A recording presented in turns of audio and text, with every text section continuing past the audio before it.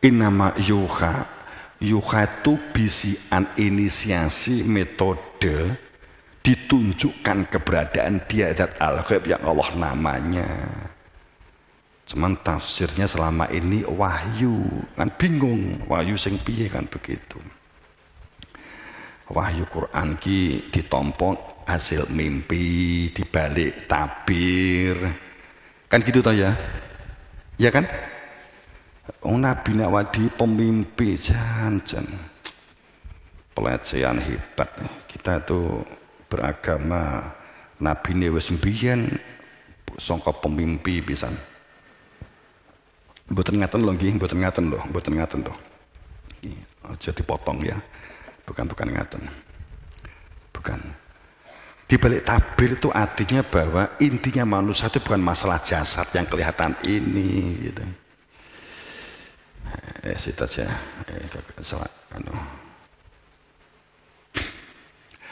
Kemudian orang sering mempermasalahkan Imam Mahdi. Ya ini al ulama warasatul anbiya itu berkaitan dengan wa miman khalaqna ummah yahduna bi amrina tadi, dan juga berkaitan dengan wa ja'alnahum a'immah yahduna bi amrina, sama. Itu. Jadi wa mimman khalaqna ummah yahduna bil haq wa bi ya'dilun, berkaitan dengan adanya manusia dari masing-masing umat berada di dalam petunjuk, berhak memberi petunjuk dan tahu persis tentang al-haq, kebenaran Tuhan, dan dengan keberadaan Tuhan di dalam dadanya untuk berbuat adil, kan gitu. Maka itu menjadi rahmatan lil alamin. Kemudian pasti dari setiap masing-masing umat ada imam yahduna, pakai masdar continuous tense. Aimah, adanya imam yahduna yang berada di dalam petunjuk, menang memberi petunjuk. Apa itu hidayah? Bi amrina, menjalankannya hanya karena perintah kami dari gurunya. Wa auhayna ilaihim filal khairat, dan adanya sebuah metode sistem inisiasi untuk kembali kepada Tuhannya. Itu adalah dengan selalu berbuat baik, menegakkan sholat. Tepatnya apa? Iqamah sholat itu melanggengkan sholat. Melanggengkan sholat artinya sholat yang di ayat ini bukan dalam pengertian sholat duhur, asar, maghrib, isya, subuh, bukan ini yang dimaksud. Jadi wa aqimi sholah bukan hanya semata-mata ini, tapi menjalankan perintah Allah di semua aktivitas. Ada kehadiran keberadaan Tuhan di semua aktivitas, tujuannya kepada Dia. Karena orang sholat jenda-jendit kayak apapun, tapi nek sahun kosong atine fawailun, celaka. Kan begitu ayatipun gitu. Nah. Aku gak nggawa jam, gak rongkororo jam loro, jam 10. Masih berkaitan dengan Imam Mahdi. Ini sebenarnya begitu ya. Ini kan karena saya ngambil intinya a'immah yahduna. Ayat ini loh ada, didatangkan kepada mereka itu a'immah yahduna bi amrina, pasti ada imam. Nah, ini biar saya agak cepat ya, nanti karena ada bahasan di setelah ini hadis spesifik tentang ulama. Huwaladzi arsala rasul bil huda wa atinaka li'atini kulih wa kafa billahi syahida. Dia yang merisalahkan rasulnya dengan huda, dengan terang. Kemudian orang menyebut cahaya atau orang menyebut petunjuk. Kita tuh ada cahaya sehingga kita bisa membaca. Apakah ini petunjuk? Sing bareng ini petunjuk tuh ini apa tulisan? Piye? Kowe ndek perapatan enek tulisan plang. Plek maca Surabaya sing diarani petunjuk iki tulisan apa terangi mergo lampu?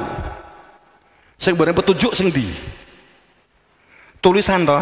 Tulisan menuju Surabaya. Tapi ki tulisannya gede kaya apa? Ditulis di gini baliho ke Surabaya. Tulisannya 10 meter, musuh 100 meter. Ya. Upama nek peteng dedet iso maca we. Gak iso maca. Iki lho sing diarani huda. Gitu loh. Hudan. Gak ada keraguan sedikit pun. La raiba fihi hudan lil muttaqin. Itu mergo enek cahya. Nek ora enek cahya mesti ngraba-ngraba. Aja dipadak nih ayat karo hudan gitu loh ya. Itu. Nek gak dong mbok terus terang gak dong gitu loh. Aja ngarang. Wa di arsal rasul bil huda wa dinna khalidun alatin kulih. Dia yang merisalahkan rasulnya dengan terang supaya kehidupannya berada di dalam hakikat, lidhuruhu, supaya ditampakkan keberadaan dia di semua aktivitas itu, totalitas macule yang mergo dia menuju kepada Allah. Berubah tangganya juga begitu, cinta kepada istri karena cintanya kepada Allah. Dan itu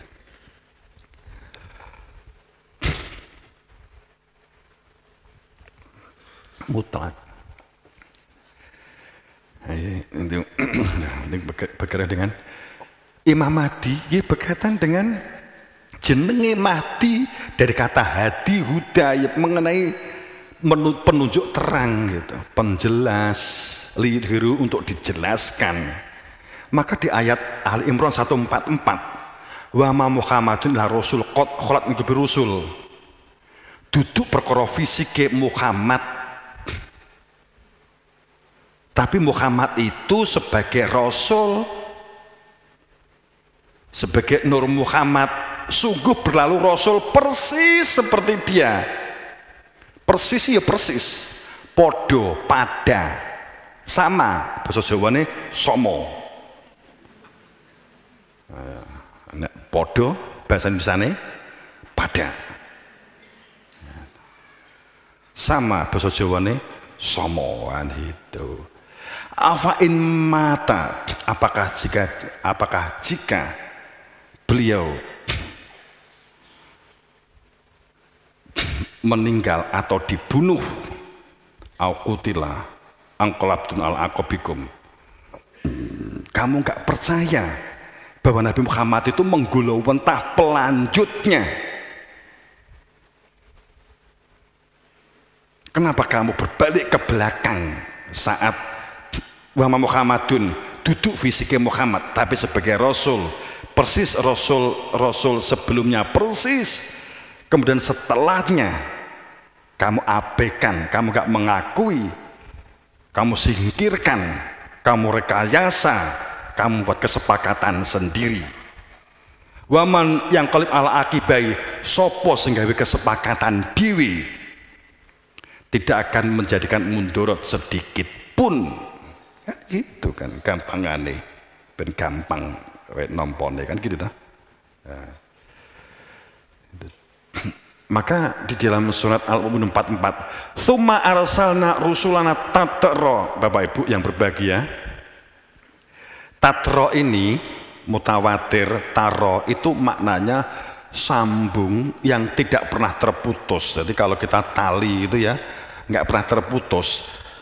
Jadi tsumma arsalna rusulana tatra, kemudian sungguh kami mengutus setiap dari rasul, risalah yang dibawa setiap rasul, tatro, tidak pernah terputus, tetapi sambung kait mengikat, sedetik pun tidak pernah terputus.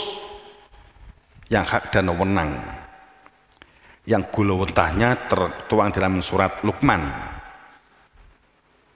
Watabi sabila man, pasti ada orang yang akan melanjutkan itu, pasti ditaukan persis tentang akhirat. apa itu surga, apa itu neraka, apa itu bidadari, tahu persis. Baru kemudian untuk menyampaikan, sehingga tidak menyampaikannya bukan karena kitab buku-buku tulisan, tapi memang tahu persis apa itu neraka, apa itu surga. Wong nek mati iki piye kan gitu.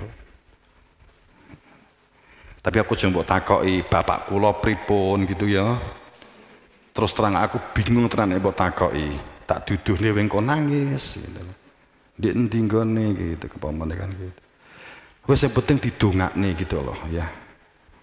Didongakne. Kulama ja'a umah Rasulullah kadzabu. Kemudian kami utus Rasul yang membawa risalah itu berantai terus menerus, tidak pernah terputus.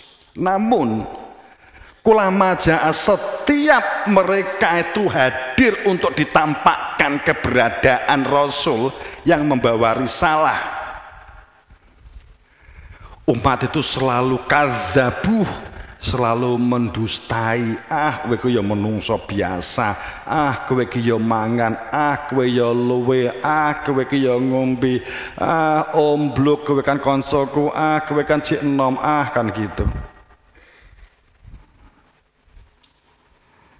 Maka dampaknya adalah kami berikutkan di antara mereka, saling mengikuti di antara mereka sendiri.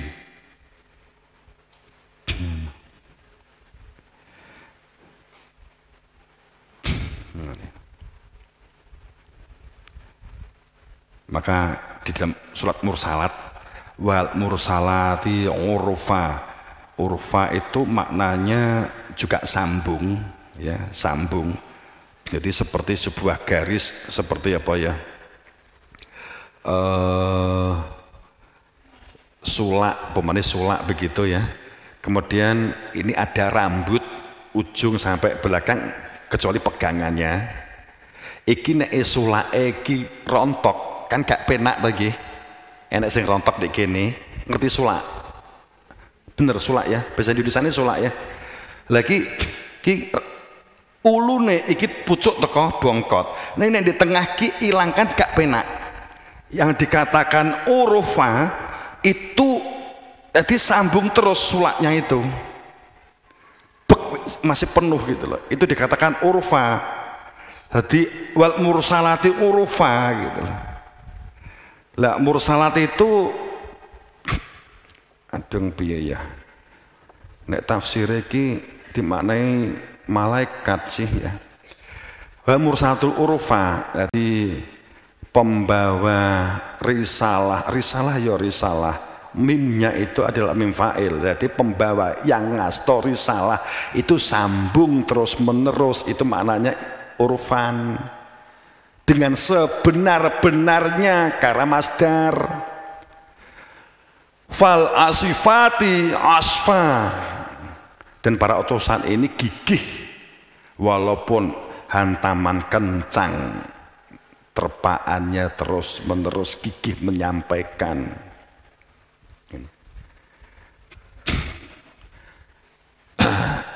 Ning konone kan dan para malaikat itu nggawa angin kan gitu. Nek kowe maca Qur'ane, bingung kowe maca Qur'ane kok terjemahane. Jadi angin yang meliuk-liuk gitu. Dan mursalat ini mengabarkan, menyebarkan risalah ilmu supaya ilmu itu dapat ditanam di dalam hati sebagai iman gitu kan. Fariqati farqo, yang menjadikan ilmu itu sebagai iman, maka menjadi jelas antara yang hak dan yang batil dengan sejelas-jelasnya. Ini saya anggap esensi gitu ya. Fal mulkiyati zikro, yakni untuk menyampaikan secara konkret bahwa yang dikatakan mursalatul urufa sambung tidak pernah terputus, itu adalah kebaikan. Mursalatnya yang dimaksud bahwa tidak pernah terputus itu adanya ajaran zikir, ilmu yang menjadikan zikir. Zikir dan wirid beda. Nek zikir ilingi ati, diilingi pengiran di jero ati, mergo wis kenal. Nek wirid itu omongane cangkem tapi refleksi dari hati sebenarnya. Tapi kalau wirid itu bisa jadi orang roh kopi, bisa jadi dia wiridan kopi, bisa jadi kan begitu. Tapi zikir itu adalah ingatan rasa hati karena telah makrifat. Udhron au nudhro.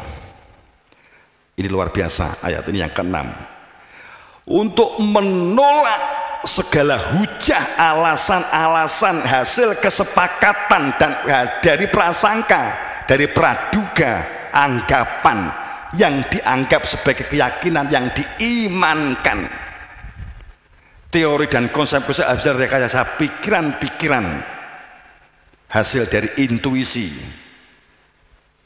dan memberi peringatan bahwa beragama itu bukan masalah intuisi, bukan masalah khiyal wahmi.